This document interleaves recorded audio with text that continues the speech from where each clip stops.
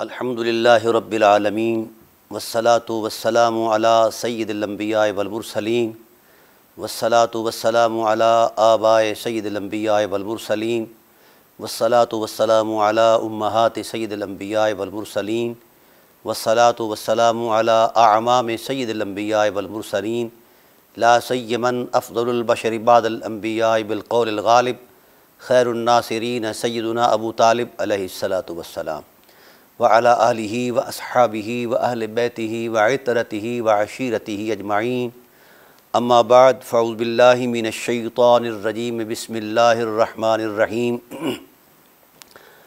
والموفون بعہدہم اذا عاہدوا والصابرین فی البأساء والضراء وحین البأس اولئک الذین صدقوا واولئک هم المتقون او کما قال اللہ فی مقام آخر فَإِن تَنَازَعْتُمْ فِي شَيْءٍ فَرُدُّوهُ إِلَى اللَّهِ وَالرَّسُولِ إِن كُنتُمْ تُؤْمِنُونَ بِاللَّهِ وَالْيَوْمِ الْآخِرِ ذَلِكَ خَيْرٌ وَأَحْسَنُ تَأْوِيلًا صدق اللہ مولانا العظیم وبلغنا رسولہ النبی العظیم رؤوف الرحیم ان اللہ وملائکتہ یصلون علی النبی یا ایھا الذین آمنوا صلوا علیہ وسلموا تسلیما اللہم صل علی سیدنا مولانا محمد وعلی آل سیدنا مولانا محمد کما صلیت علی ابراہیم وعلی آل ابراہیم انک حمید مجید الصلاۃ والسلام علیک یا سیدی یا رسول اللہ وعلی آلک واصحابک یا سیدی یا خیر خلق اللہ۔ حمد و صلاۃ کے بعد انتہائی واجب القدر حاضرین و ناظرین، آج فقیر ایک اہم معاملے پر گفتگو کرنا چاہ رہا ہے۔ میرے لیے یہ موضوع کوئی ایسا خوشگوار موضوع نہیں کہ میں اس کو موضوع گفتگو بنا کر پوری تفصیلات پہ اتروں، لیکن چونکہ حالات کا منظرنامہ ایسا بن گیا ہے کہ یہ گفتگو ضروری بن گئی ہے۔ حالیہ دنوں میں نے کتاب لکھی تھی انوار الثقلین علی رد مطلع القمرین۔ یہ کتاب ہے اعلیٰ حضرت رحمۃ اللہ تعالیٰ علیہ کی، یہ مطلع القمرین ہے، اور یہ میں نے اس پر رد لکھا ہے انوار الثقلین علی رد مطلع القمرین۔ اعلیٰ حضرت علیہ رحمہ یا دیگر کچھ ہمارے اس وقت کے معاصر علماء نے تفضیل شیخین پر اپنا نقطہ نظر بیان فرمایا اور اس پر دلائل دیے۔ جب میں نے ان دلائل کا جائزہ لیا تو پھر میں نے چاہا کہ میں ان دلائل کا معارضہ پیش کروں دلیل کی عظمت میں۔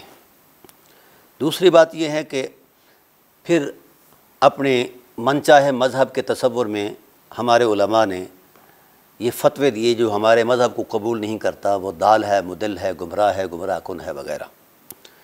تو اس طرح کی جو تلخ نوائی تھی اسے میں نے سمجھا کہ ضروری ہے کہ امت تک اس کی حقیقت سے آگاہ کروں، اور پھر اس حوالے سے میں نے چاہا کہ گفتگو کروں۔ میں نے اپنی کتاب میں صرف اتنی رائے دی ہے کہ اہل بیت علیہم السلام اور اصحاب رسول علیہم الرضوان کے درمیان مفاضلہ، ترازو، توازن نہیں بنتا۔ اہل بیت کا شرف، تقدس اور امتیاز اور شرافت، حرمت، عصمت یہ الگ سے منصوص ہے۔ قدرت نے نہ خلقتاً ان کو کسی کے مقابلے میں پیدا فرمایا ہے، نہ خلقاً کسی کے مقابلے ان کو بیان فرمایا ہے، نہ ان کا کوئی مد مقابل ہے۔ قرآن کریم کے نصوص کے اندر اور نصوص نبوت کے اندر اہل بیت علیہم السلام کا تشخص الگ اور منفرد ہے، تقدس الگ اور منفرد ہے، اور ان کی حرمت کردار کا جو احترام ہے وہ الگ سے منفرد اور منصوص ہے۔ تو میں نے تو چاہا کہ امت سے یہ تلخی، یہ فتنہ ختم ہو کہ یہ جو آئے روز ہم ٹکراتے رہتے ہیں جناب والا، اہل تشیع جو ہیں اہل بیت علیہم السلام کی افضلیت کے بارے میں باتیں کرتے ہیں، اور اہل سنت جو ہیں وہ شیخین کے بارے میں باتیں کرتے ہیں۔ تو میں نے صرف اس بنیاد پر امت کی وحدت کے لیے یہ قدم اٹھایا کہ بھئی کردار دونوں طبقات، اگر اہل بیت علیہ السلام سے جو وابستہ لوگ ہیں وہ کردار دیں جو اہل بیت کے اسوہ حسنہ کی روشنی میں ہم تک پہنچا ہے، اور جو شیخین کی عظمت میں حوالے سے ہم تک پہنچا ہے وہ کردار دیں، تو یہ ہے اصل اسلام۔ لیکن چونکہ یہ زمانہ ایسا آ گیا ہے سوشل میڈیا کا کہ اس میں आवारा किस्म के लोग बैठ जाते हैं اور وہ مختلف باتیں کر کے امت کو الجھاتے رہتے ہیں۔ تاہم جب کردار دینا ہوتا ہے تو پھر بحث کا موقع ہی نہیں مل سکتا، اور جب کردار نہیں دینا تو پھر بحث ہی بحث ہے۔ تو کردار دینے میں چونکہ مشقت ہے، امتحان ہے، آزمائش ہے، زہد ہے، ریاضت ہے، لہذا ہم وہ اس طرف سے تو عاری ہو چکے ہیں، اب ہمارے پاس صرف بحث رہ گئی ہے۔ تو میں نے تو چاہا کہ بحث ختم ہو، لیکن چونکہ ہمارے معاندین نے اس بحث کو ختم کرنے کی بجائے مزید بڑھاوا دینے کے لیے سوشل میڈیا پر بھی جناب والا گفتگو کی اور میرے خلاف غیر پارلیمانی الفاظ بولے، وہ تو کوئی مسئلہ نہیں ہے، اور پھر اپنے تحکمانہ انداز میں چڑھائی بھی کی، اور کچھ لوگوں نے اس پر کالے ورقے کیے کچھ، اس حوالے سے یہ کتاب آئی ہے مفتی حامد قادری صاحب کی وغیرہ وغیرہ، یا دوسرے ہیں عاطف نقشبندی صاحب۔ تو پھر میں نے ضروری سمجھا کہ اب اس مسئلے کی تنقیح کر دی جائے تاکہ امت حقائق تک جا پہنچے۔ پہلے ہم افضلیت کا ٹائٹل پیش کرتے ہیں اعلیٰ حضرت علیہ رحمہ کے نقطہ نظر کے حوالے سے، کہ انہوں نے افضلیت کے دو اعتبارات قائم کیے ہیں۔ ایک ہے وصف مشترک میں کسی کو کسی پر فضیلت دینا، اور دوسرا ہے کہ کوئی خصوصیت کسی کے اندر ہو اور کمال، اور دوسرے کے اندر بالکل نہ ہو، وہ یہ دو اعتبارات قائم کیے ہیں۔ فضیلت جو ہے وہ کسی کے مد مقابل نہیں ہوتی، افضلیت جو ہے وہ کسی کے مد مقابل میں ہوتی ہے۔ یہ اعتبارات قائم کیے، اور پھر ان اعتبارات پر جو دلائل دیے، میں نے اپنی کتاب انوار الثقلین میں ان دلائل کا تجزیہ کیا ہے علمی۔ تو چاہیے تو یہ تھا کہ میرے علمی تجزیے پر کوئی معارضہ دیتے، بجائے اس کے کہ وہ غیر پارلیمانی باتوں پر اتر آئے۔ تو چلو کوئی بات نہیں، ہم جاٹ لوگ ہیں، ایسی باتیں کرتے بھی ہیں، سنتے بھی رہتے ہیں، ہمیں کوئی اس کی پرواہ نہیں۔ نفس مسئلہ یہ ہے کہ افضلیت کا ٹائٹل کیسے شروع ہوا، افضلیت کا اصل تشخص کیا ہے۔ تو جن کرداروں کو اہل سنت علماء نے، اعلیٰ حضرت علیہ رحمہ نے جن کرداروں کو سامنے رکھ کر شیخین کی افضلیت کا قول کیا ہے، میں نے انہی کرداروں کو تلاش کیا اہل بیت علیہم السلام کے ذوات قدسیہ کے اندر، تو ایک واضح امتیاز نظر آیا۔ اہل بیت علیہم السلام کی حرمت کردار اتنی بلند ہے کہ شیخین کا کردار وہاں تک نہیں پہنچ سکتا۔ تو جب قرآن کریم نے رویے اور کردار کے تعین میں شخصیت کا ایک تصور پیش کر کے فضیلت اور افضلیت کا ایک ٹائٹل دیا ہے، تو ہم چاہیں گے ہم انہی کرداروں کو سامنے رکھتے ہیں اور فضیلت اور افضلیت کے بارے میں گفتگو کرتے ہیں۔ جناب ابوبکر صدیق رضی اللہ تعالیٰ عنہ، جناب عمر فاروق رضی اللہ تعالیٰ عنہ ایک زندہ تعبیر حقیقت ہیں، اس میں کوئی شک نہیں، پر ان کا موازنہ اہل بیت سے کرنا یہ کسی بھی صورت میں نہ مناسب ہے اور نہ ہی اس کی کوئی گنجائش ہے۔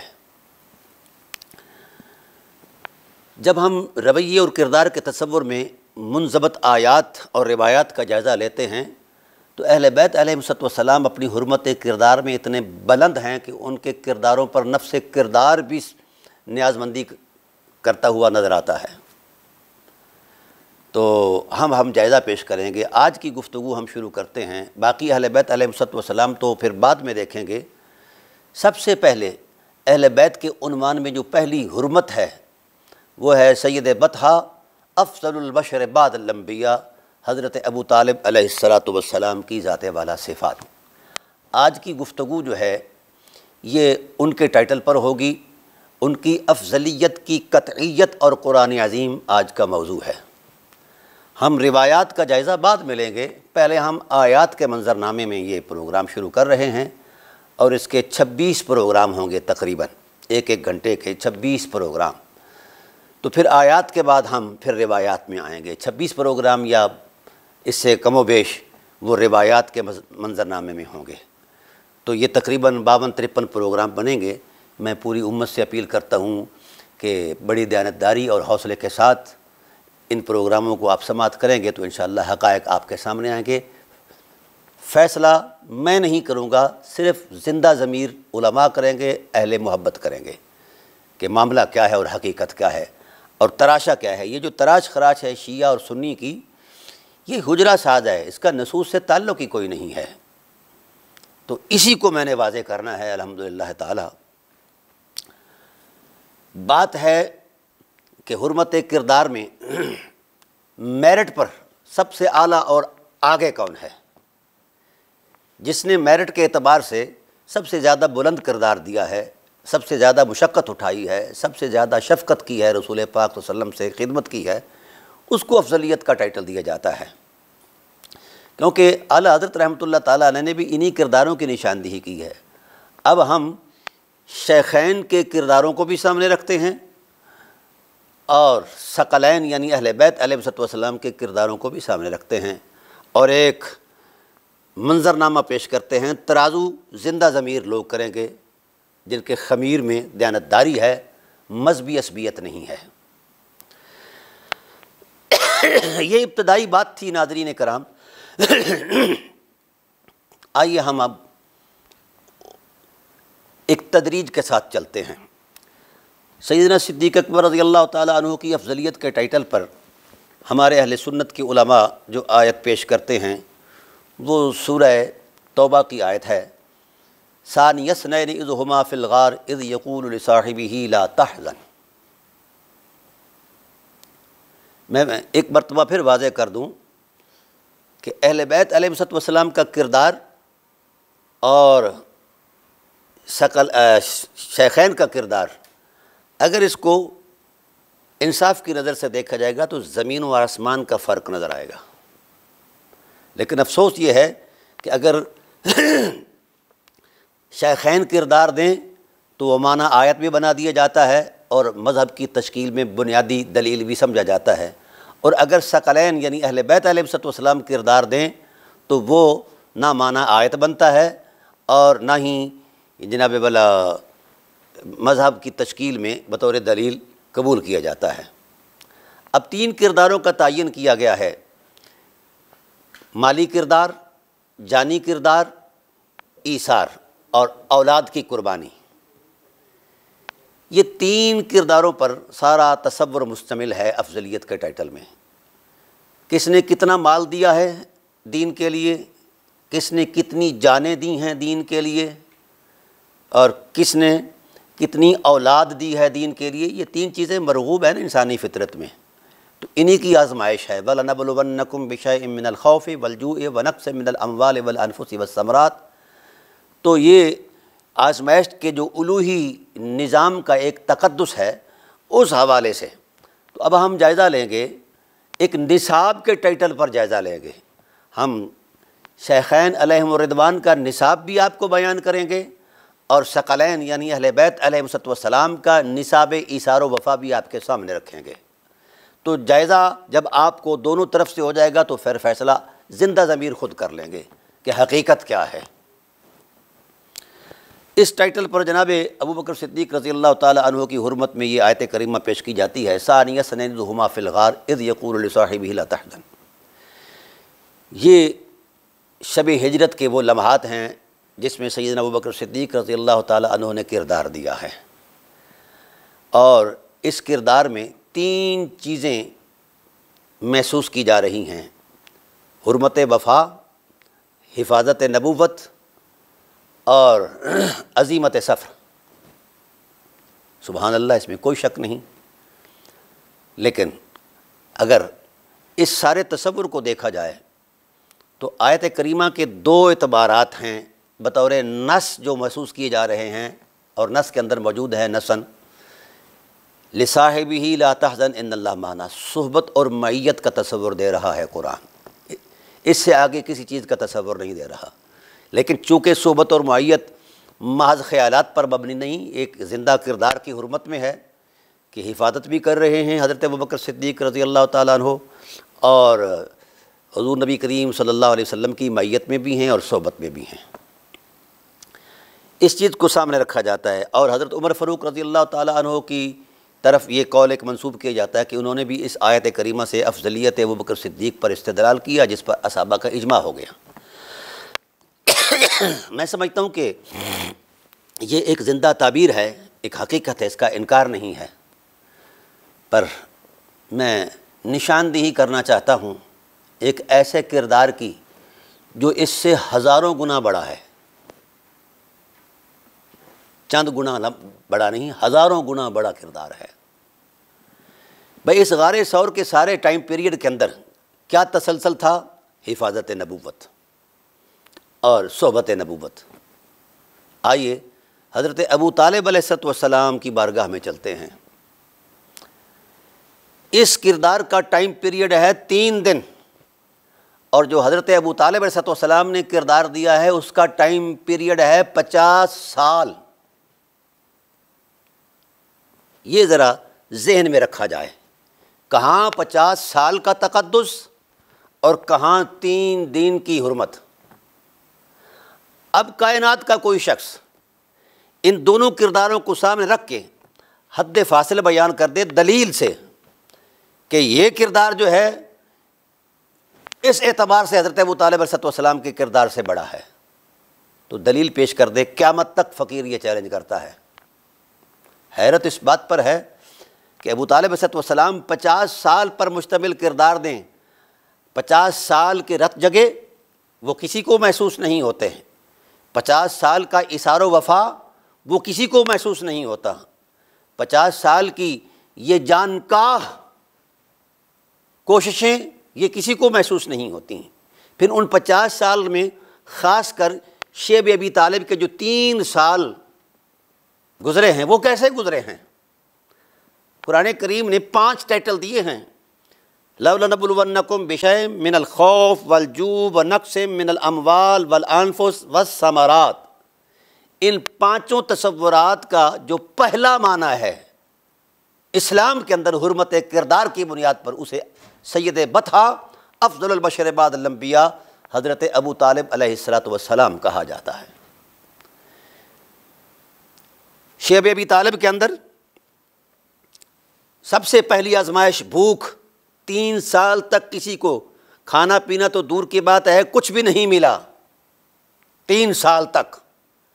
آئیے ذرا موازنہ کر لیں، غار ثور کے اندر خورد و نوش کا سامان بھی موجود، پانی کا مشکیزہ بھی موجود، بکری کا دودھ بھی موجود، اور خورد و نوش کے لیے خشک میوہ بھی موجود، یہاں سب کچھ ہے، ٹائم پیریڈ بھی 3 دن ہے۔ اور شیب ابی طالب علیہ السلام کے اندر کیا کچھ ہے؟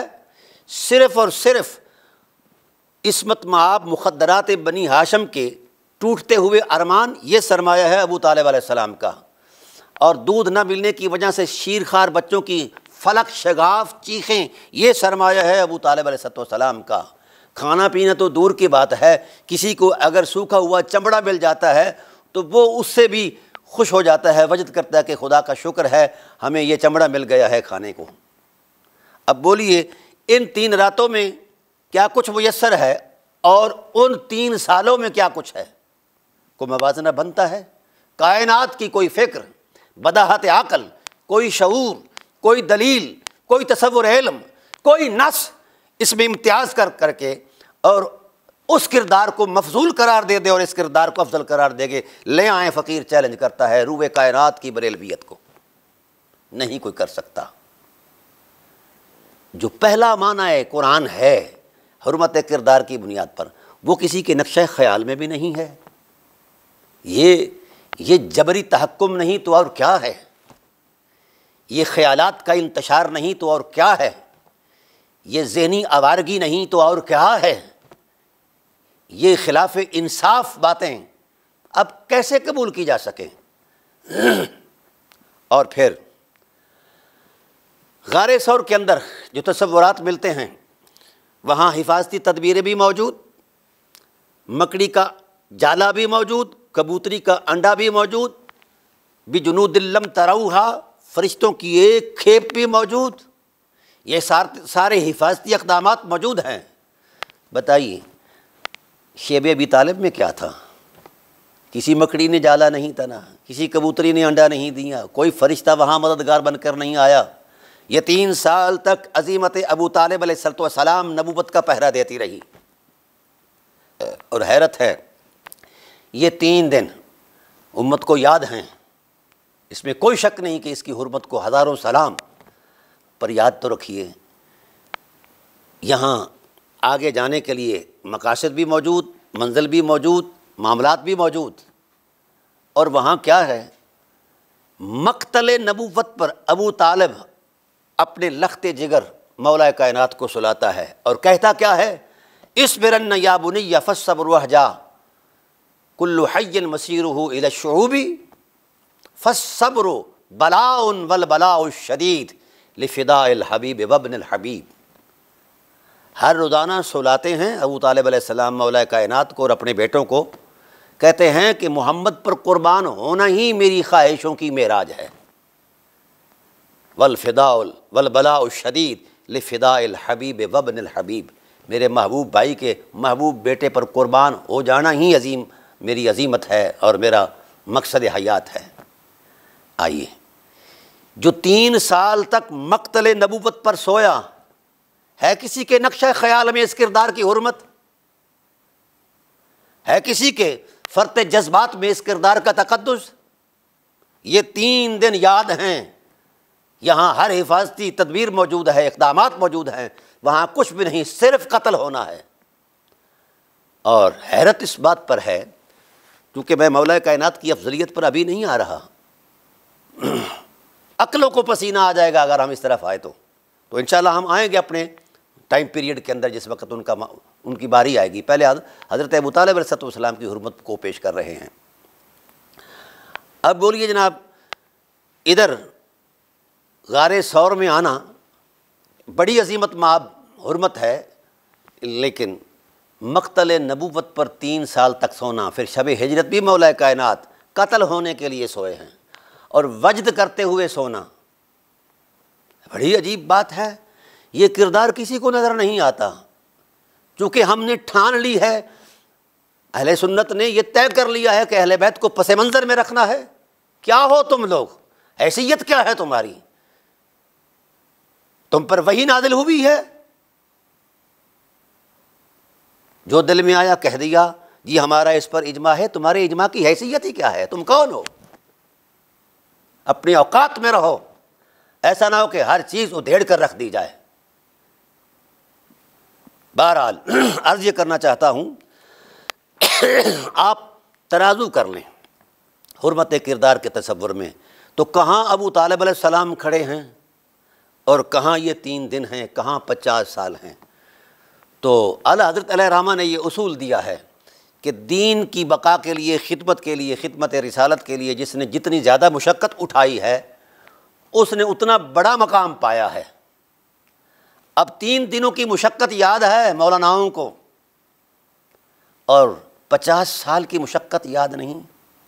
حضور نبی کریم صلی اللہ علیہ وسلم کی دشمنی کے لیے تو یہود و نصارہ حضور کی ولادت سے پہلے ہی شروع تھے آپ کے قتل کے منصوبے، بلکہ حضور صلی اللہ علیہ وسلم کے والد گرامی کے قتل کے منصوبے بھی انہوں نے بنائے، حملے بھی کیے۔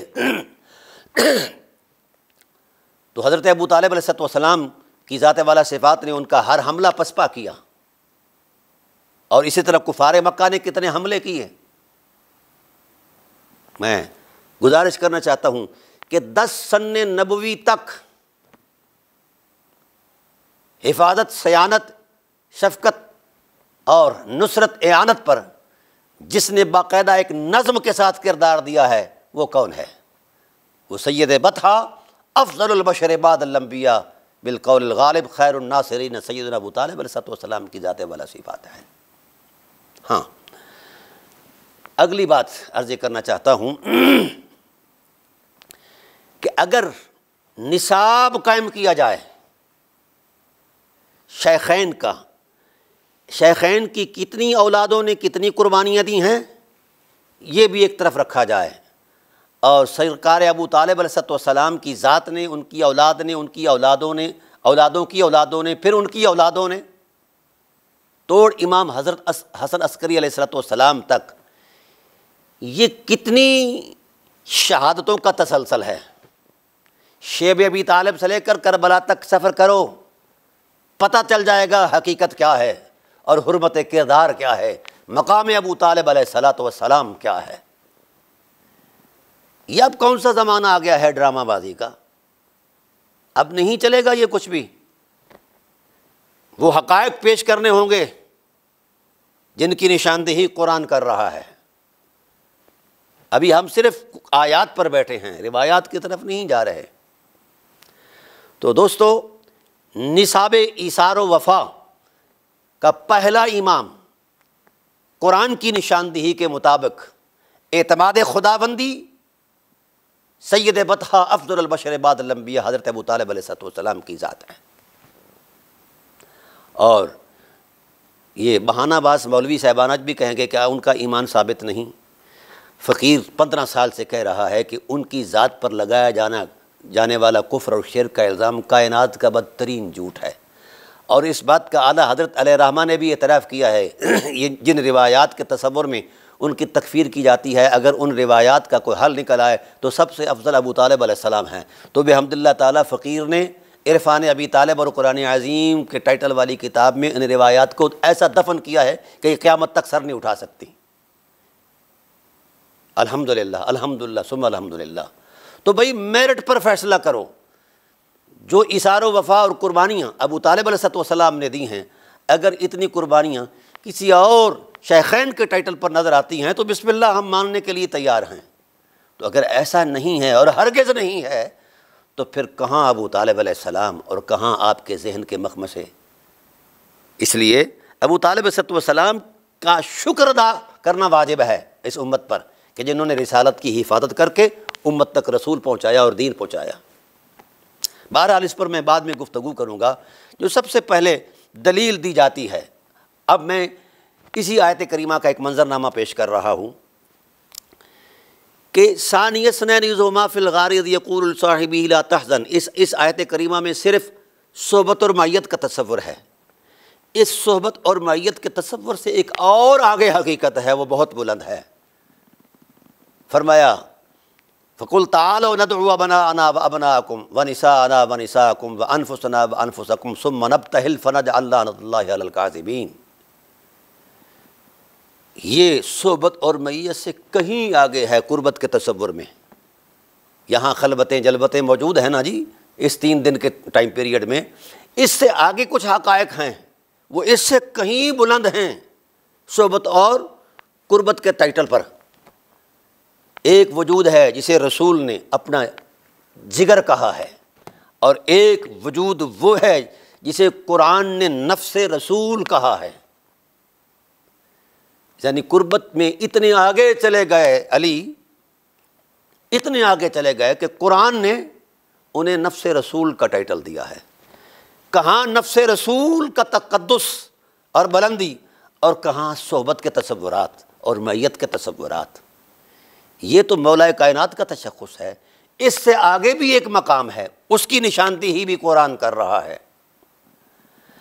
سیدنا صدیق اکبر رضی اللہ تعالیٰ عنہ کا غار ثور میں صحبت اور معیت کا ٹائٹل ہے، اور اس سے آگے نفس رسول ہونے کا تقدس ہے، اس سے ایک آگے بڑا مقام ہے۔ مولا کائنات علیہ السلام ہو گئے ضم ہو گئے ذات رسول میں، نفس رسول کے ٹائٹل پر آ گئے۔ یہ قرآن کی نص ہے، اور اس کی نشاندہی سب سے پہلے حضرت ابو طالب علیہ السلام نے کی تھی۔ کہا فَأُقْرِبُ بِمَنْ يُفْدِي إِلَيْهِ بِأَمْرِهِ اذا عد النفوس مہتدا۔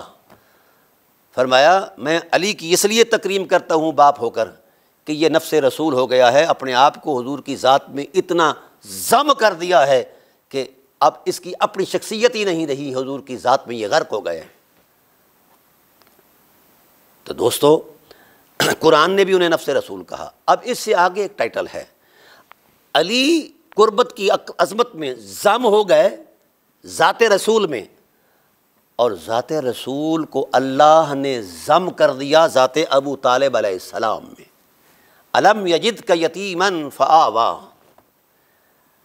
حبیب ہم نے آپ کو جب یتیم پایا تو ہم نے اپنی آغوش رحمت عطا فرمائی۔ میں پوچھتا ہوں اہل علم سے، اس آوا کے ٹائٹل کا جو عنوان ہے، جو معنی اور مصداق ہے، بتائیے کائنات میں سوائے ابو طالب علیہ السلام کے اور کوئی ہو سکتا ہے؟ نہیں ہے۔ جس کو خدائے ذوالجلال اپنی آغوش کہے اور اپنی حفاظت کا ایک ٹائٹل بیان کرے، اور آوا کا فاعل اللہ ہے اور کوئی نہیں ہے، یہاں تو رسول اللہ صلی اللہ علیہ وسلم کی ذات اور جناب ابوبکر صدیق رضی اللہ تعالیٰ عنہ کی ذات تشریف لائے، اور جو حالات تھے خوف زدہ کر دینے والے، ان حالات سے بچاؤ کے لیے اس غار میں پناہ لی۔ حیرت اس بات پر ہے، اس امت کی قسمت سو گئی جس غار میں رسول 3 دن قیام فرمائیں، اس کی اتنی شان ہے کہ اس کی زیارت کی جاتی ہے اور اس کا تقدس بیان کی جاتا ہے، اور جس آغوش میں رسول محفوظ رہے 50 سال تک، اس ٹائٹل پر کسی کو خیال نہیں آتا کہ وہ بھی قابل احترام ہے، ان کی زیارت اور ان کا احترام بھی بنتا ہے کہ نہیں بنتا۔ یہ شرمناک تصورات دین ہیں جس کا دلیل سے تعلق نہیں ہے، دیانت سے تعلق نہیں ہے، خیالات سے تعلق نہیں ہے، بداہت عقل سے تعلق نہیں ہے۔ تاہم عرض کرنا چاہتا ہوں، اسی تسلسل پر ہم غور کرتے ہیں گفتگو۔ قرآن نے کہا الم یجد کا یتیما فآوا، اے حبیب ہم نے آپ کو آپ کے عم میں ضم کر دیا ہے، اے ضم کا الی امک ابی طالب۔ آوا الایوا مصدر سے مشتق ہے، اور تمام مفسرین اہل سنت نے اس کا معنی انضمامیت کیا ہے، ضمیت کیا ہے۔ ہم نے آپ کو آپ کے عم میں ضم کر دیا، تو ابوبکر تھے صحبت اور میت کے ٹائٹل پر، اس مقام پر۔ علی اتنے آگے چلے گئے کہ نفس رسول قرار پائے صحبت اور قربت کی حرمت میں، اور پھر ابو طالب علیہ السلام اتنے آگے چلے گئے کہ بلندیوں کے تصورات ختم ہو گئے، اس سے آگے مقام ہی کوئی نہیں ہے کہ علی نفس رسول ہو گئے قربت کی عظمت میں، اور خود ذات رسول کو ضم کر دیا گیا وجود ابو طالب علیہ السلام میں۔ تو بھائی اگر صحبت اور میت کی نصوص نظر آتی ہیں تو ضمیت اور نفس رسول ہونے کی نصوص بھی اسی قرآن میں موجود ہیں، وہ نظر نہیں آتی۔ اب اگر استدلال کیا جاتا ہے حضرت ابوبکر صدیق رضی اللہ تعالی عنہ کی صحابیت کی قطعیت کا اس ٹائٹل سے، تو مجھے اس سے کوئی اعتراض نہیں ہے کہ ان کا تشخص اور ٹائٹل بنتا ہے، لیکن اس سے اوپر بھی کوئی مقام ہے جس کی نشاندہی خود قرآن کر رہا ہے۔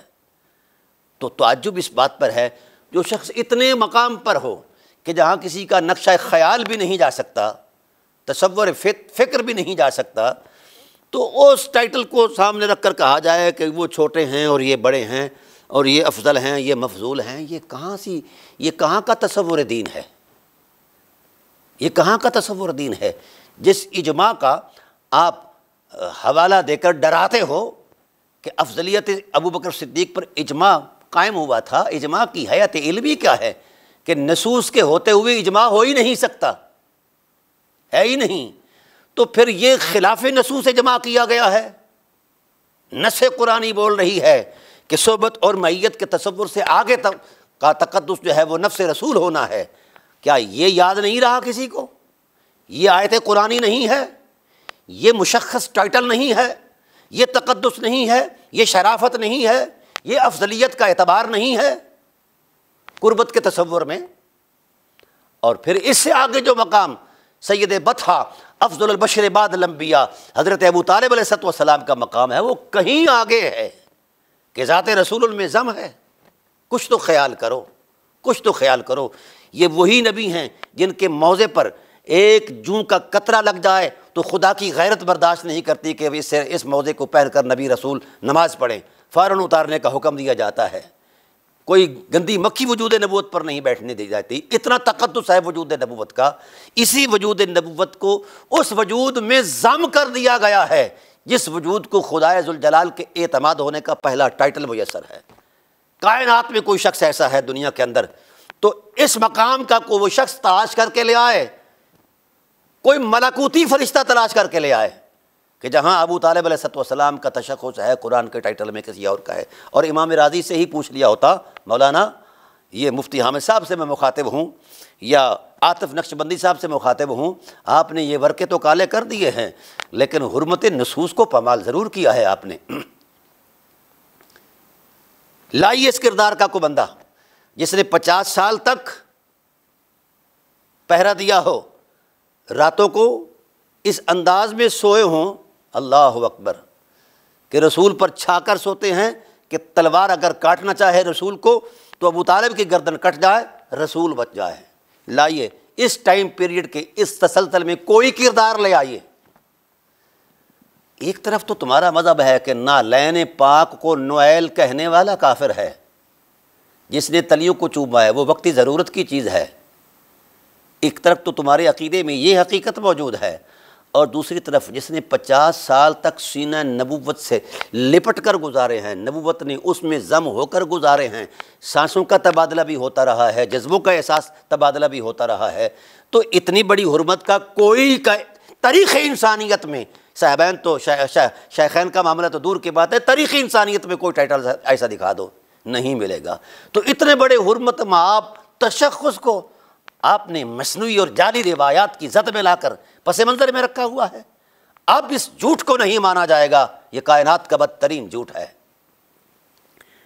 بہرحال عرض یہ کرنا چاہتا ہوں، ادھر تو قرآن کہتا ہے لا اقسم بہذا البلد وانت حل بہذا البلد ووالد وما ولد، قسم ہے شہر مکہ کی، کیونکہ اس کی گلیوں نے مصطفیٰ کی تلیوں کے بوسے لیے ہیں۔ جو خاک کے ذرے تلیوں کے بوسے لے، اس کی حرمت قرآن کی آیتیں بیان کر رہی ہیں۔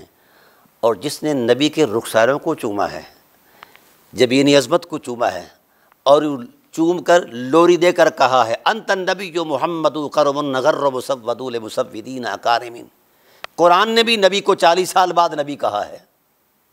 آپ کی تاریخ بھی یہی کہتی ہے کہ اعلان نبوت 40 سال بعد ہوا ہے۔ سب سے پہلے سرزمین مکہ پر جس نے رسول خدا صلی اللہ علیہ وسلم کو نبی کہا ہے، اسے ابو طالب علیہ السلام کہتے ہیں۔ انت الرسول رسول اللہ نعلمہ نزل الکتاب ذی العزت الکتبی۔ کیا تماشا ہے مولانا صاحبان، آپ کی عقل ٹھکانے آ جانی چاہیے۔ بہرحال دوسری بات یہ عرض کر رہا ہوں کہ کوئی موازنہ نہیں بنتا۔ فقیر چیلنج کر رہا ہے روئے زمین کی بریلویت کو، لے آئیں ابو طالب علیہ السلام جیسا کردار اور ان کا ایثار، وہ نصاب پورا کر دیں جتنا کچھ ابو طالب علیہ السلام نے اسلام کو دیا ہے، وہ نصاب پورا کر دیں۔ کسی شخص کے اندر تو میں گفتگو پر رجوع کرنے کا پابند ہوں۔ تو آپ تو ایک نصاب پر پورے نہیں اتر سکتے۔ کتنی شہیدوں کے موروں سے اعلیٰ ہیں، کتنا سفر ہے حضرت ابو طالب علیہ السلام کا اور ان کی اولاد کا، ان کی اولادوں کی اولاد کا۔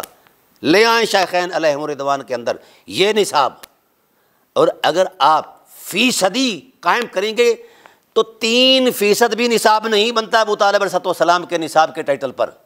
جتنا نصاب ایثار ابو طالب علیہ السلام کا ہے، شیخین کا 3% بھی نہیں بنتا۔ حیرت اس بات پر ہے جن کا نصاب 3% کے ٹائٹل پر موجود ہے، ان کو اہل بیت سے افضلیت، اور جنہوں نے 97% نصاب دیا ہے ایثار اور وفا کے اندر۔ حضرت ابراہیم علیہ السلام نے ایک اسماعیل علیہ السلام کے گلے پر چھری چلائی تھی، اس ٹائٹل پر قرآن نے کہا انی جاعلک للناس اماما، میں نے آپ کو امام بنا دیا ہے۔ جس نے ایک اسماعیل دیا ہے اس کا یہ مقام ہے، اور جس کے سارے اسماعیل ذبح ہوئے ہیں اس کے لیے آپ ترازو کرتے ہیں، اور اس کے لیے آپ مذہب تراشتے ہیں۔ کیا حیثیت ہے آپ کی؟ شرم آنی چاہیے اہل بیت علیہم السلام کے نصاب وفا پر کسی دوسرے کو جناب ٹیلی کرتے ہوئے۔ مجھے بتایا جائے بدر کے اندر ابو طالب کا ایثار اور نصاب کام آیا ہے، عبید اللہ بن حارث بن عبد المطلب کس کا نصاب ہے؟ ابو طالب علیہ السلام کا نصاب ہے۔ اور احد کے اندر حضرت امیر حمزہ علیہ السلام کے جگر کے ٹکڑے کیے گئے، آنکھیں نکالی گئیں، اعضائے رئیسہ نکالے گئے، حتیٰ کہ ہندا نے عضو تناسل بھی کاٹ لیا ہے حضرت ابو طالب علیہ السلام کا۔ مجھے بتایا جائے اس نصاب پر تم 10,000 درہم اور نصاص غلام کو سامنے رکھ کر ترازو کرتے ہو، شرم نہیں آتی؟ پھر کتنا نصاب ہے شہادتوں کا؟ حضرت جعفر طیار علیہ السلام کہاں گئے ہیں؟ بازو کن کے کٹے ہیں؟ جنت میں نور کے بازو پرو کس کو لگائے گئے ہیں؟ یہ نظر نہیں آتا کسی کو؟ آپ نصاب پر قائم کریں، بات کریں۔ اگر شیخین علیہم الرضوان کے پاس اتنا ایثار کا نصاب ہے تو سر تسلیم خم ہے۔ آپ تو ابو طالب علیہ السلام کے نصاب ایثار پر نہیں پہنچا سکتے کسی کو، نہ کو پہنچ سکتا ہے، تو مولا کائنات تو پھر دنیا ہی اور ہے، ماحول ہی اور ہے۔ بہرحال عرض یہ کرنا چاہتا ہوں کہ میں صرف ان لوگوں کو خطاب کر رہا ہوں جن کا ضمیر زندہ ہے، جو مذہب کی تراش خراش سے باغی ہیں، میں ان کو خطاب کر رہا ہوں۔ جو مذہب تراشے ہوئے حجرے کے اندر، ان کو ٹھکرا دیا جائے، ان کی کوئی حیثیت نہیں ہے، نہ ان کا کوئی مقام ہے۔ یہ حجرہ ساز دین کسی کام کا نہیں ہے۔ پھر بڑی عجیب سی بات ہے، حضرت ابوبکر صدیق رضی اللہ تعالیٰ عنہ کی افضلیت میں ٹائٹل کے طور پر ایک آیت کریمہ پیش کی جاتی ہے۔ اللہ تعالیٰ ارشاد فرماتے ہیں وَسَيُجَنَّبُهَا الْأَتْقَى، یہ سورہ لیل کی آیات ہیں۔ اتقا کے ٹائٹل پر حضرت ابوبکر صدیق رضی اللہ تعالیٰ عنہ کو پیش کیا جاتا ہے کہ وہ اتقا ہیں۔ اس میں کوئی شک نہیں ہے کہ حضرت سیدنا ابوبکر صدیق رضی اللہ تعالیٰ عنہ نے 10,000 دینار دے کے اور ایک مہنگا ترین غلام دے کے حضرت بلال کو واگزار کروایا تھا اور چھڑوایا تھا، آزاد کروایا تھا۔ اس میں کوئی شک نہیں کہ ایک حقیقت ہے، اور باقی غلام بھی کچھ آزاد کروائے تھے۔ میرا سوال یہ ہے کہ اس نصاب پر اگر حضرت ابوبکر صدیق رضی اللہ تعالیٰ عنہ اہل بیت سے اوپر چلے جاتے ہیں افضلیت کے ٹائٹل میں، تو چلیے ہم اموال اہل بیت کا ایک چھوٹا سا جائزہ پیش کرتے ہیں جو دین پر خرچ ہوا ہے۔ حضرت ابو طالب علیہ السلام کی بات ہم کر رہے تھے۔ حضرت ابو طالب علیہ السلام کے اموال کتنے ہیں، یہ مولا کائنات کا مشاہدہ پیش کرتا ہوں۔ وہ کہتے ہیں ابا طالب عصمت المستجیر، ابا طالب عصمت المستجیر وغیث المحول ونور الظلام۔ ابو طالب علیہ السلام کا دامن کتنا وسیع ہے، ساری کائنات جو ہے وہ مصطفیٰ کے دامن میں پناہ لیتی ہے، اور ذات مصطفیٰ نے ابو طالب علیہ السلام کی بارگاہ میں پناہ لی ہے، اور ساری کائنات کے لوگ وہاں پناہ لیتے ہیں۔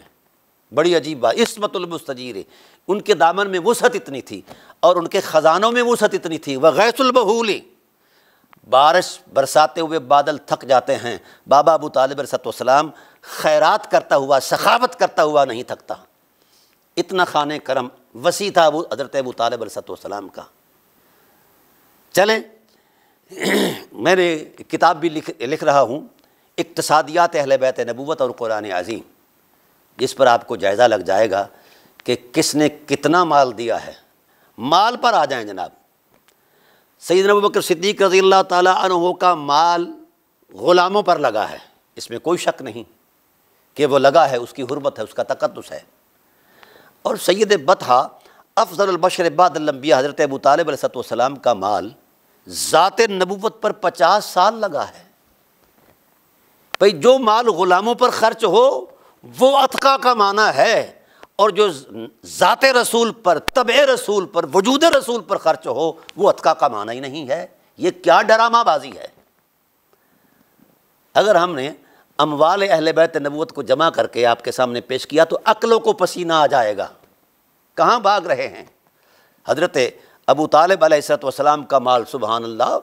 او یار، آپ لوگ پوری بریلویت حضرت محسن عالمین مخدومہ کائنات سیدہ خدیجۃ الکبریٰ صلوات اللہ تعالیٰ علیہا کے مال کا جائزہ نہیں کے مد مقابل کوئی مال نہیں پیش کر سکتے، اور اس کے گواہ بھی سیدنا ابوبکر صدیق رضی اللہ تعالیٰ عنہ کی ذات والا صفات ہے۔ آپ رضی اللہ تعالیٰ عنہ فرماتے ہیں کہ میں جب ان کے خزانوں سے مال نکالتا تو میرا مال درموں میں ہوتا، مائی صاحبہ کا مال جو ہے دیناروں اور اشرفیوں میں ہوتا، تو اشرفیوں اور دیناروں کا ڈھیر لگ جاتا، اتنا بڑا کہ دوسری طرف والا آدمی نظر ہی نہیں آتا تھا۔ لائیے کوئی فگر، ہندسہ لے آئیے جو صرف خدیجہ کے مال سلام اللہ علیہ کے مال کا ترازو کرے، توازن کرے، اور اس کا ٹائٹل بیان کرے کہ اتنے ضربے اتنا تھا۔ اب آپ نے جس مال کو اتقائیت کے معنی میں تسلیم کر کے اس پر تالا لگا دیا ہے کہ کوئی بندہ اور اتقا نہیں ہے، حضرت خدیجہ الکبریٰ کا مال بھی اور سید بطحہ افضل البشر بعد الانبیاء حضرت ابو طالب علیہ السلام کا مال بھی حضرت ابوبکر صدیق کے مال سے کتنا عرصہ پہلے دین پر، مصطفیٰ کی ذات پر لگا ہے۔ اس کے لیے کوئی گنجائش نہیں نکلی کہ ان کے لیے کوئی مقام ہے۔ یہ ہے تحریف قرآن، قرآن کریم کی مانوی تحریف۔ قرآن نے اصول دیا ہے، شخصیتوں کو بیان نہیں کیا۔ آپ شخصیات کو سامنے لا کر اور حقائق کو مطلب لتاڑ رہے ہیں، یہ اب نہیں ہوگا، نہ چلے گا۔ الحمدللہ میں عرض کرتا ہوں، یہاں مولانا صاحبان بڑی چلاکی کرتے ہیں، چونکہ چلاکی ان کی نیچر میں ہوتی ہے۔ وہ کہتے ہیں کہ اتقا میں ایک شخص، ایک فرد مراد ہو سکتا ہے۔ او بھائی اللہ کے بندو، اور کئی تفسیروں میں بھی یہ لکھا ہے، اللہ کے بندو یہ بتاؤ کہ نظم نص اور اسلوب کلام الہی تمہارے اس تماشے کو نہیں مانتا، تمہارے اس ڈرامے کو نہیں مانتا کہ اتقا کا معنی فقط ایک ہی ہے اور کوئی نہیں ہے۔ قرآن کہتا ہے واللیل اذا یغشی والنہار اذا تجلی وما خلق الذکر والانثی، یہ چار قسمیں یاد فرمائی اللہ تعالیٰ کی ذات نے، اور پھر اللہ نے کردار کے تصور کو بطور اصول اور عموم کی عظمت میں بیان کیا ہے۔ جس عموم کا تم انکار کر رہے ہو، نص قرآنی کا انکار کر رہے ہو، مولانا صاحبان نص قرآنی کا انکار ہے۔ کہتے ہیں ان سعیکم لشتی، یہ قرآن کی آیت ہے، یہ دونوں طبقات انسانیت سے مخاطب ہے خدا، خواہ وہ کافر ہیں خواہ وہ مسلمان ہیں، کہ لوگوں تو ہر ایک کی جد و جہد کوشش الگ ہے، مختلف ہے۔ فَأَمَّا مَنْ آتَى وَاتَّقَى وَصَدَّقَ بِالْحُسْنَى، جس نے تم میں سے جس نے بھی دیا ہے اللہ کی راہ میں اور حق کی تصدیق کی ہے اور حق کی طرف آیا ہے، فَسَنُيَسِّرُهُ لِلْيُسْرَىٰ، ہم اس کے لیے جنت کا راستہ آسان کر دیں گے۔ فَأَمَّا مَنْ، لفظ من آیا ہے مولانا، من کی اصل وضع کس کے لیے ہے؟ عموم کے لیے ہے۔ کیا اس کے خلاف کوئی قرینہ موجود ہے؟ لفظی یا معنوی قرینہ کوئی موجود ہے، یا حالی کوئی قرینہ موجود ہے کہ اس من کے عموم کو خاص کر دیا جائے؟ لفظ من آیا ہے، جس نے بھی حق کو تسلیم کیا اور حق کی راہ میں نظر عقیدت پیش کر کے اپنا مال دیا تو ہم اس کے لیے جنت کا راستہ آسان کر دیں گے۔ وَأَمَّا مَنْ بَخِلَ وَاسْتَغْنَىٰ، اور جس نے بھی بخل کیا اور بے پرواہی دکھائی، وَكَذَّبَ بِالْحُسْنَىٰ، حقیقت کو جھٹلایا، تو پھر کیا ہوگا؟ فَسَنُيَسِّرُهُ وَكَذَّبَ بِالْحُسْنَىٰ فَسَنُيَسِّرُهُ لِلْعُسْرَىٰ، ہم اس کے لیے وہ دوزخ کا راستہ جو ہے وہ آسان کر دیں گے۔ یہ ہے قرآن کا اسلوب، یہ ہے ربط کلام الہی، اور یہ ہے نظم نص کا تقاضا جو قطعی ہے۔ آپ عبداللہ ابن زبیر کے قول پر مشخص کر رہے ہیں اس کردار کو ایک ذات کے ساتھ، یہ تو اصول بیان کیا ہے۔ یا عبداللہ ابن عمر رضی اللہ، عبداللہ ابن عباس رضی اللہ تعالیٰ عنہ کے قول، حالانکہ ان دونوں کی قولوں کی اسناد ہی اس قابل نہیں کہ ان پر وثوق کے ساتھ یقین کیا جائے۔ چلو ہو گئے قول، کوئی مسئلہ نہیں ہے، لیکن یہ یاد رکھیں آگے آیا فَأَنذَرْتُكُمْ نَارًا تَلَظَّىٰ، اللہ فرماتے ہیں میں تمہیں بھڑکنے والی آگ سے ڈراتا ہوں، لَا يَصْلَاهَا إِلَّا الْأَشْقَىٰ، اس میں کائنات کا بدبخت ترین جو ہے وہ ڈالا جائے گا، وَسَيُجَنَّبُهَا الْأَتْقَىٰ، اور عنقریب اس شخص کو جہنم سے بچا لیا جائے گا جو اتقیٰ ہے۔ کون ہے اتقیٰ؟ الذی یؤتی مالہ یتزکیٰ، جس نے اپنا مال پاکی کے لیے دیا ہے، اپنا تن من دھن پاک کرنے کے لیے۔ یہ ہے نصوص الہیہ کی تقویم عظمت۔ اب میں آپ سے سوال کرتا ہوں کہ پیچھے دو کرداروں کا تعین کیا گیا، آگے دو بندے آئے، امیہ بن خلف جو ستاتا تھا حضرت بلال کو، اور حضرت ابوبکر صدیق مد مقابل آئے۔ اب اشقا کو اتقا کے مقابلے میں پیش کیا، دو کرداروں کو پیش کر کے دونوں کا نتیجہ بیان کر دیا کہ اشقا جو ہے وہ جہنم میں بھڑکایا جائے گا اور اتقا جو ہے وہ جہنم سے بچایا جائے گا۔ یہ ہے نظم نص جو قطعی ہے۔ جس نے مال دیا ہے، اس سارے مال کا سارا نتیجہ جہنم سے بچنا ہے، یہ نہیں کہ اہل بیت نبوت سے افضل ہو جانا ہے اور اہل بیت کی مفضولیت کا تصور۔ اور جن نفوس قدسیہ نے اس آیت کریمہ کو سیدنا ابوبکر صدیق رضی اللہ تعالیٰ عنہ کے ٹائٹل پر بیان فرمایا ہے، انہوں نے یہ تو نہیں فرمایا کہ اس سے مفضولیت اہل بیت ثابت ہوتی ہے۔ شرم آنی چاہیے آپ لوگوں کو کہ آپ اس ٹائٹل کو مس یوز کر کے امت کو گمراہ کرنا چاہتے ہیں، شرم آنی چاہیے۔ بہرحال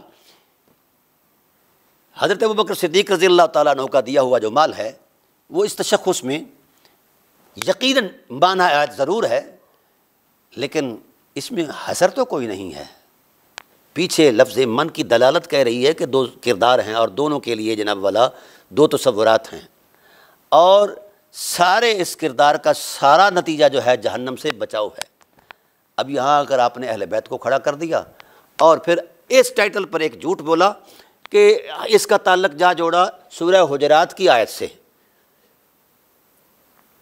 کہ ہم نے من ذکر منسا وجعلناکم شعوبا وقبائل لتعارفوا ان اکرمکم عند اللہ اتقاکم، اتقاکم سے جا کر جوڑ دیا ہے۔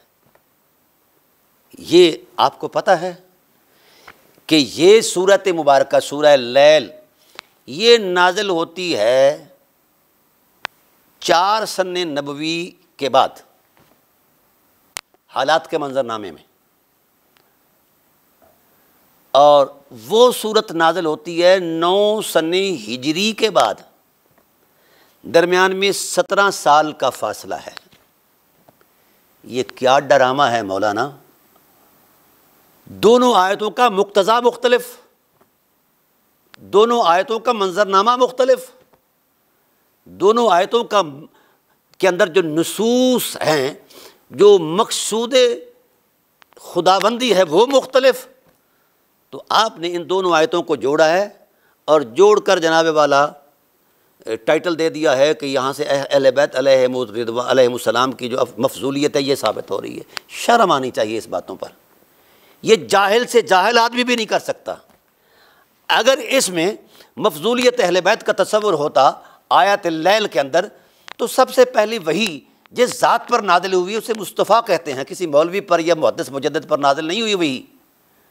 رسول دو عالم کو تو اس میں مفضولیت اہل بیت نبوت نظر نہیں آئی، اور نہ ہی آیت حجرات میں نظر آئی ہے۔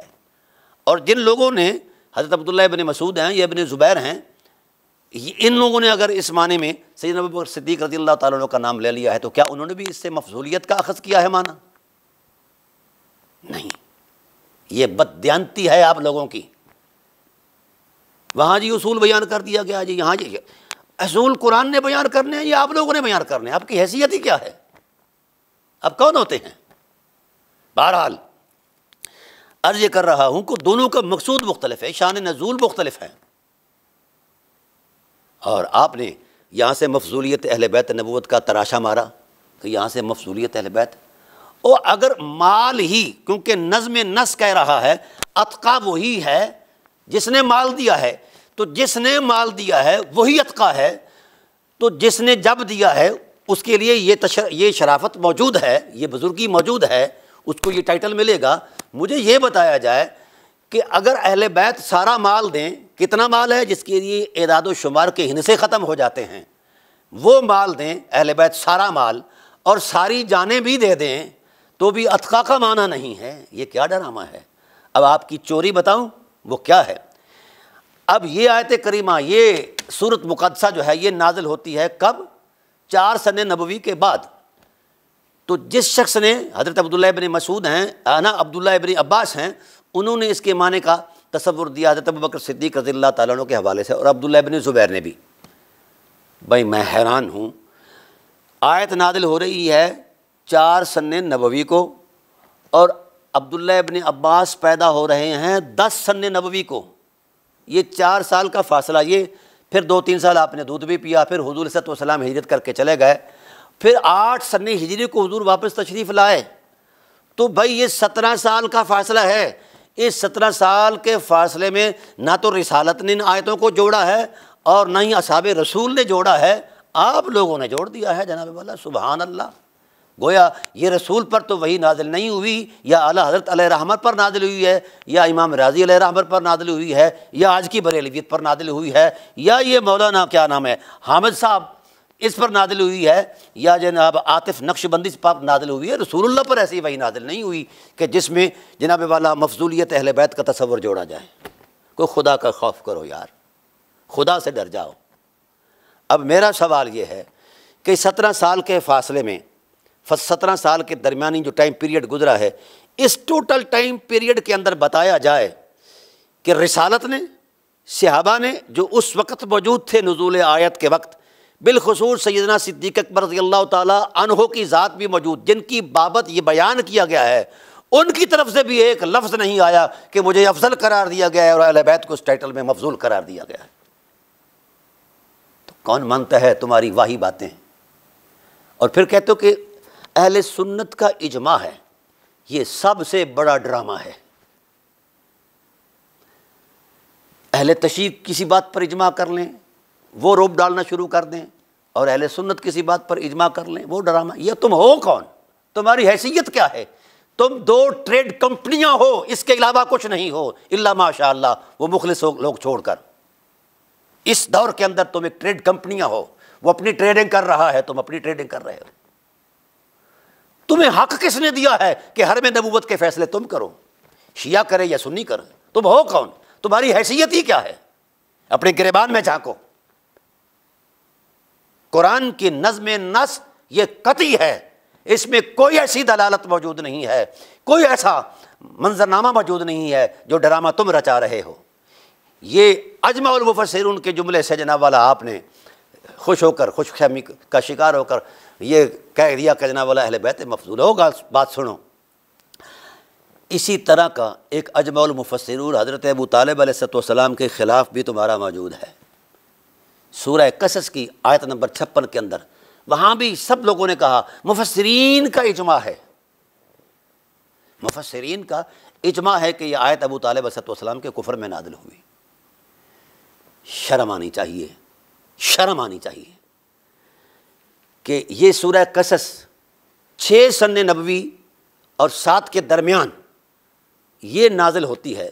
ابو طالب علیہ السلام کے وصال پر جو ٹائٹل بنایا گیا ہے، ایک ڈرامہ خیز، ایک جھوٹی FIR جو کاٹی گئی ہے کہ ابو طالب علیہ السلام کی ذات والا صفات جو ہیں وہ فوت ہو رہے تھے، حضور نے فرمایا کہ کلمہ پڑھ لو چاچا، تو 2 سامنے بیٹھے تھے وہ سلطانی گواہ ابو جہل اور امیہ بن خلف، کہ کہا گیا کہ جناب آپ اپنا دین چھوڑ رہے ہیں، تو ابو طالب علیہ السلام نے کہا جی میں اپنے آبا و اجداد کے دین پر ہوں۔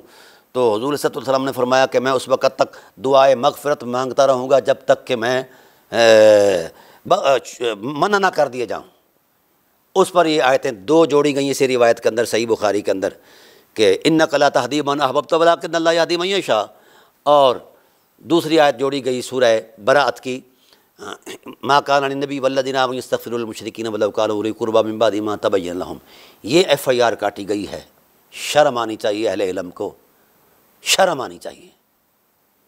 اس ٹائٹل کو، اس جھوٹی FIR کو سامنے رکھ کر حضرت ابو طالب علیہ السلام کی تکفیر کا ڈرامہ رچایا گیا۔ اور تم تو وہ لوگ ہو جنہوں نے نبی پاک کے ماں باپ کو نہیں چھوڑا۔ 1000 سال تک تمہارے مسلمہ عقائد میں رہا کہ نبی پاک کے ماں باپ کافر مرے ہیں۔ یہ ہے تمہاری حیثیت۔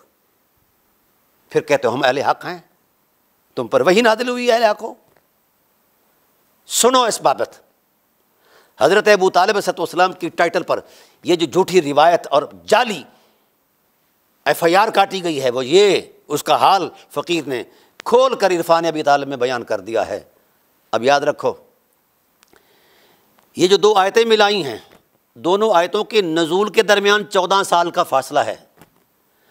دونوں کے اندر جو محل وقوع کے اعتبار سے جو مقصود نص ہے، مقصود خدا بندی ہے، مقصود رب ذوالجلال ہے، وہ ہے ہی نہیں کہ ابو طالب علیہ السلام کے کفر کو بیان کیا جائے۔ او بھائی حیرت ہے، ابھی ابو طالب علیہ السلام فوت نہیں ہوئی، ابھی 4-5 سال ان کے فوت ہونے میں رہ رہے ہیں، آیتیں پہلے نازل ہو رہی ہیں۔ حالانکہ وہ آیت نازل ہوئی تھی، ایک سفیر آیا تھا کسی ملک کا، حضور صلی اللہ علیہ وسلم نے اس کو دعوت دی کہ بھائی اسلام لے آ، تو اس نے کہا جی میں ایک قوم کا سفیر ہوں، مشورے کے بغیر اسلام نہیں قبول کروں گا۔ تو حضور کی چاہت کے سامنے اللہ تعالیٰ کی ذات نے ارشاد فرمایا میرے حبیب، اللہ تعالیٰ جسے چاہتا ہے ہدایت دیتا ہے۔ وہ آیت اتری ہے اس سفیر کے حوالے سے، اور تم نے ابو طالب علیہ السلام کے ذمہ جڑ دیے، اور ظالموں ابھی تک تو ابو طالب علیہ السلام زندہ ہیں، ابھی تک تو انہوں نے اسلام کا انکار نہیں کیا، نبوت کا انکار نہیں کیا، اور کسی چیز کا انکار ہی نہیں کیا، تم پہلے ہی ان پر مطلب ہے ان کے فوت ہونے سے 4 سال پہلے ہی فتویٰ دے رہے ہو، حیا کرو کچھ۔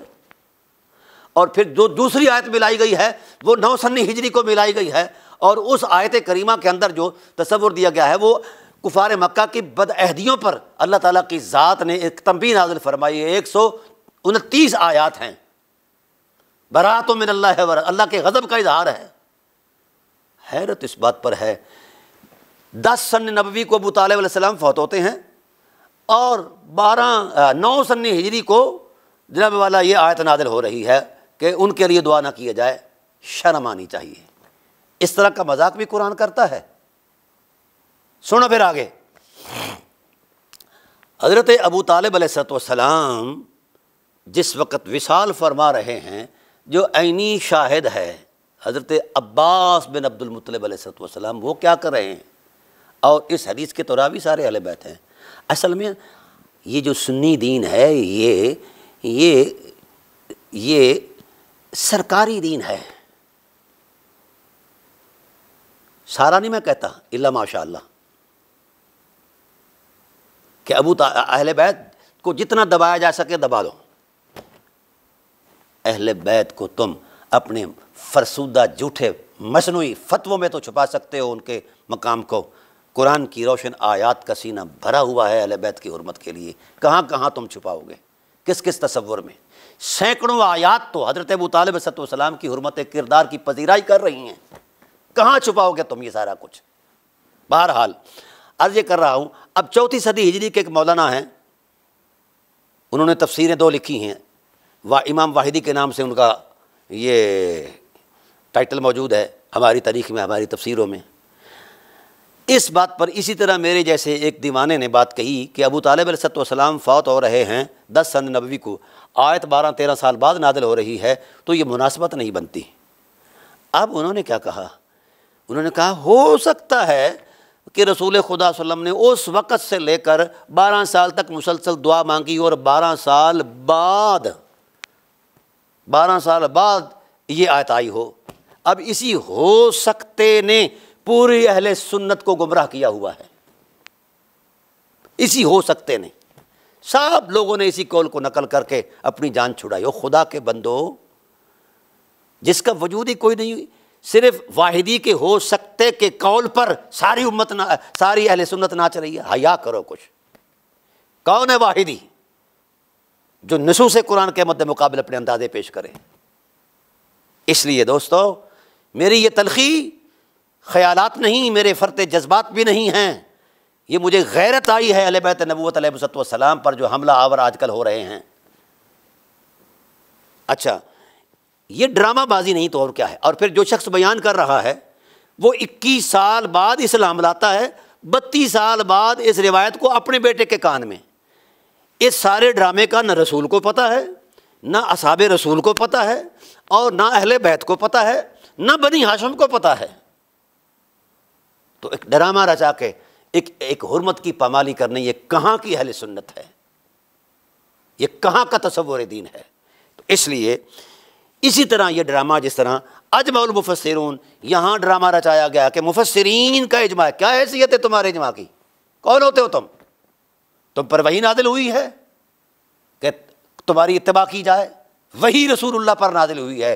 ایک حرف کوئی ثابت کر دے، چیلنج کرتا ہے فقیر، پوری نسب بریلویت کو، بر صغیر کی بریلویت ہے یا کائنات جہاں کہیں بھی ہے، ایک حرف کوئی ثابت کر دے کہ رسول اللہ صلی اللہ علیہ وسلم کی ذات والا صفات نے ان 2 آیات کے کنٹیسٹ میں مفضولیت اہل بیت کا قول کیا ہو اور افضلیت شیخین کا قول کیا ہو۔ چیلنج ہے پوری بریلویت کو، بار بار فقیر کہہ رہا ہے۔ سورہ حجرات کے ٹائٹل پر یا سورہ لیل کے ٹائٹل پر، کسی ایک ٹائٹل پر رسول اللہ صلی اللہ علیہ وسلم کی ذات نے، کیونکہ حضور کی ذمہ داری تھی، رسالت پناہ عالم صلی اللہ علیہ وآلہ وسلم کی نبوی ذمہ داری تھی۔ قرآن کہتا ہے لِتُبَيِّنَ لِلنَّاسِ مَا نُزِّلَ إِلَيْهِمْ، میرے حبیب جو کچھ بھی ہم نے نازل فرمایا، جو کچھ بھی نازل ہوا، حرف حرف قرآن کا اللہ کے رسول نے پہنچایا ہے۔ تو کسی حرف کے منظرنامے میں رسول یہ کہہ دیتے ہیں کہ بھئی اس آیت سے مفضولیت اہل بیت کا تصور ہے اور اس آیت سے یہ ہے۔ کیا ڈرامے بازی کر رہے ہو مولوی صاحبان، آپ حیا کرو، کچھ مرنا نہیں ہے آپ لوگوں نے؟ آپ ڈراتے ہو ہمیں، کبھی اعلیٰ حضرت کی مجددیت سے ڈراتے ہو اور کبھی کسی کی جناب والا ابدالیت سے، غوثیت سے، بزرگیاں۔ کیا ہے یہ بزرگیاں؟ ان کا احترام میں اپنے آپ پر ضروری واجب سمجھتا ہوں، پر ان کو دلیل شرعی کی حیثیت نہیں دے سکتا۔ اور پھر مصنوعی تصورات قائم کر کے کچھ اقوال لے آتے ہو، میں اقوال پر بھی آؤں گا، جن قولوں پر آپ ناچ رہے ہو ان کو بھی الحمدللہ فقیر ادھیڑے گا۔ پہلے ان نصوص کا جو ہے نا تانا بانا، یہ نصوص کی جو حرمت ہے اس پر آؤ، پہلے تو ہم قرآن پاک کی عظمت میں بیان کریں گے۔ تو بھائی خلاصہ کلام یہ عرض کر رہا ہے فقیر، وقت کے دامن میں اتنی گنجائش نہیں کہ میں تفصیلات میں جاؤں، چونکہ 26 پروگرام کرنے ہیں۔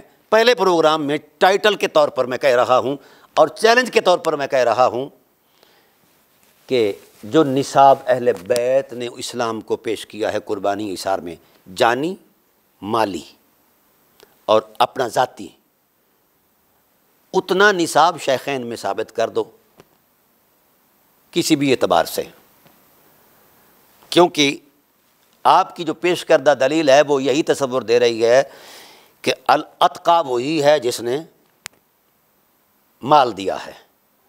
تو جس نے پہلے مال دیا اور اتنا دیا کہ ہند سے خاموش ہیں، وہ آپ ہضم کر گئے ہیں، اب فقیر نہیں ہضم ہونے دے گا اللہ کے فضل سے۔ اور جس مال نے نبی کو غنی کر دیا، آپ یہ بھی ایک روایت پڑھتے ہیں نا کہ رسول اللہ صلی اللہ علیہ وسلم نے فرمایا کہ جتنا مجھے ابو بکر صدیق رضی اللہ عنہ کے مال نے نفع دیا اتنا کسی نے دیا۔ سبحان اللہ، اس میں کوئی شک نہیں ہے، ان کا مال اپنے نفع کے اعتبار سے اپنے مقام پر ایک شان رکھتا ہے، پر وہ مال اہل بیت سے کیسے آگے بڑھ گیا ہے بھائی؟ کیا اہل بیت کا مال حرام کا تھا، چوری کا تھا، کہ اس کو کسی آیت کا ٹائٹل اور معنی نہیں بنایا گیا؟ ذات ابو طالب علیہ السلام کا پہلا ایک چھوٹا سا معروضی تشخص یہ ہے کہ افضل البشر بعد الانبیاء بالقول الغالب خیر الناصرین سیدنا ابو طالب علیہ السلام کی ذات والا صفات ہے۔